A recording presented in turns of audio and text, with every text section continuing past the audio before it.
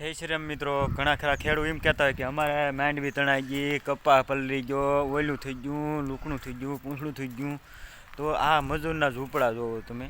કોઈ ખેડૂત એમ નથી કહેવા કે મારે આશરે આવતા રહ્યો. આ બધા એના ગામત્ર જ રહ્યા, ખેરા જતા રહ્યા, કોઈ સાંજ બંદર જતે. જોઈ લેજો આગળ ઓલી ભીત્યા હોય તો પબ્લિક દેખાય છે દુનિયાનું. આ બધા ઝૂંપડા વારીને પીડ્યા છે. જોઈ લેજો અહીંયા કેટલું પબ્લિક છે, અહીંયા એટલું પબ્લિક છે. પછી અહીંયા આ બધાને ઝૂંપડા ઉપડા બધું મૂકીને જતા રહ્યા છે. બધા સાંજ બંદર જતા રહ્યા છે બધા લોકો. તમે જોઈ લેજો આ સાંજ બંદર ને ખેડૂત બધા એમ કહે છે કે મારે માંડવી તણાઈ ગઈ. ને હજી હું તમને મિત્રો દેખાડું, હજી આમ પાછળ દુનિયાનું પબ્લિક છે. કમસે કમ અહીંયા 1000-2000 જેટલું પબ્લિક રહેતું હતું. બધું એના ગામેત્રે જતું રહ્યું. પણ કોઈ ખેડૂત એમ ન કીધું ભાઈ મારે આશરે આવતા રહ્યો. તમે જોઈ શકો પાછળ મકાનો કેવડા મોટા છે, મેળા પણ બનાવેલા છે. બધું ખાલી જ મકાન હોય તોય તે છતાં કોઈ એમ નથી કીધું કે અહીંયા રહેવા આવતા રહ્યો. તમે જોઈ લેજો પાછળ કેટલું પબ્લિક છે.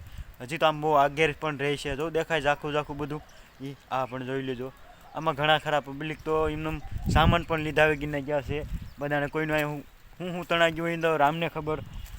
પણ હું એમ કહેવા માગું છું કે ખેડૂતને જરીક એની હિંમત જગાડવી પડે. એટલું મજૂર મહેનત કરીને દેતું હોય કે સમજો કે ખેતરમાં જે પાક થાય એ બધું મજૂર ઉપર જ હોય. ને ખેડૂત એમ કહે કે ભાઈ અમારે ઓયલું તણાઈ ગયું, પૂંછડું તણાઈ ગયું, તો એ વાત ખોટી છે. આ બધા મજૂરને તણાઈ જતું હોય. તમે જોઈ લેજો. હું પણ અહીંયા પાછળ રેમ છું, પણ મને હજી હું બે ત્રણ વર્ષથી અહીંયા રેમ છું, પણ મને હજી કોઈ એમ નથી કીધું કે ભાઈ તું ને વરસાદ આવે છે કે હું છે હુંની પ્રોબ્લેમ. એમ કોઈ હજી ખેડૂત કીધું નથી. ભાઈ સમજો કે તમને 200-300 રૂપિયા દાડી મળે ને બસ ખાઈ પીને બસ પડ્યા રહે. એમાં શું છે કાંઈ વધે નહીં મારા વાલા. પરંતુ છતાં કોઈ ખેડૂએ હિંમત એની જગાડી નથી કે ભાઈ પહેલાં યુગ હતો એવો કોઈ યુગનો માણસ કોઈ જાગ્યો પણ નથી. જોઈ લેજો આ બાજુ પણ આ ખુલ્લા ઝૂંપડા છે, એમાં મૂકીને વ્યાયા રિક્ષા પણ પડી રહી છે. તમે જોઈ લો આ સમજો કે મજૂરની દિશા તમે જો. આ બધું મૂકીને ગામેત્રે જતા રહ્યા. હજી હું તમને પાછળ હજી લાખબધના ઘર ખોરડાના ઝૂંપડા છે એ બધું દેખાડું. તમે જોઈ લેજો અહીંયા કેટલું પબ્લિક રહેતું હતું. પછી આ અહીંને પાછળ સામે દેખાય છે ઓલે ટાવર દીના પણ દુનિયાનું પબ્લિક રહે છે. એ બધું પબ્લિકને કોઈ ખેડૂત એમ નથી કીધું કે તમે અહીંયા આવતા રહ્યો. અહીંયા નિહાર્યું પણ ખાલી છે, તો નિહાર્યુંમાં પણ બસારાકને કોઈને ગળવા નથી દીધા. બધા લોકો એના ગામ જતા રહ્યા સાંજ બંદર.